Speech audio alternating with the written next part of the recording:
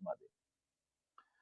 سارا دن افطاری کی تیاری کے لیے صرف کر دینا اور کچن میں لگے رہنا کیسا عمل ہے، اور رمضان میں خواتین پر کچن کا دباؤ کم کیسے کیا جا سکتا ہے؟ مسلمان کے لیے نا صرف اتنا ہی کھانا کفایت کر جاتا ہے جو اس کی کمر کو سیدھا رکھے۔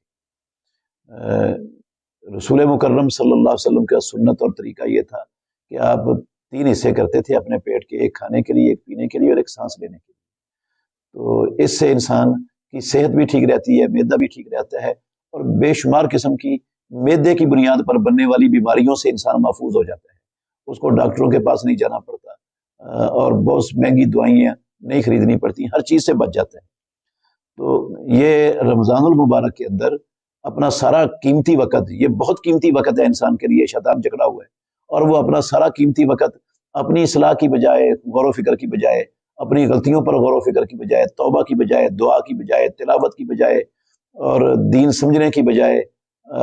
جو ہے نا لوگوں کی تربیت اور اصلاح کی بجائے اب سارا ٹائم کھانے پینے پر لگا دیں، جبکہ کھانا پینا تو انسان کی زندگی کا مقصد ہی نہیں ہے۔ کھانا پینا تو تھوڑا سا وقت آپ کھانے پینے کے لیے دیں جس سے آپ اللہ رب العالمین کی عبادت کا حق ادا کر دیں۔ تو سارا سال ہی بندہ انسان کھاتا پیتا رہنا چاہیے، لیکن یہ موقع تو سال میں صرف ایک مرتبہ آتا ہے، اور 29 یا 30 دنوں راتوں کے لیے آتا ہے۔ تو ان راتوں میں اس طرح قیمتی وقت کو کھانے پینے میں سارا دن کچن میں صرف کر دینا، اور لذت کے لیے، سب گھر والوں کی لذت کے لیے اپنا پورا ٹائم ہی قربان کر دینا، یہ بہت بڑا گھاٹے کا سودا ہے جو ہماری مسلمان بہنیں اپنے گھروں میں کرتی ہیں۔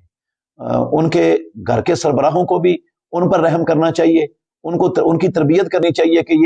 یہ فضول وقت مت ضائع کریں۔ یہ جو قیمتی وقت اللہ نے ہمیں زندگی میں دیا ہے، پتہ نہیں دوبارہ زندگی میں کبھی ملتا ہے یا نہیں ملتا دوبارہ، تو اس موقع کو غنیمت جانیں اور ان کاموں میں خرچ کرنے کی بجائے اپنی اصلاح میں، اپنی تربیت میں، اپنے رویوں کو چینج کرنے میں، اپنی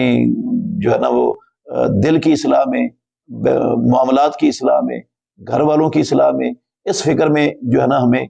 یہ رمضان المبارک کے مہینے کو بسر کرنے کی کوشش کرنی چاہیے۔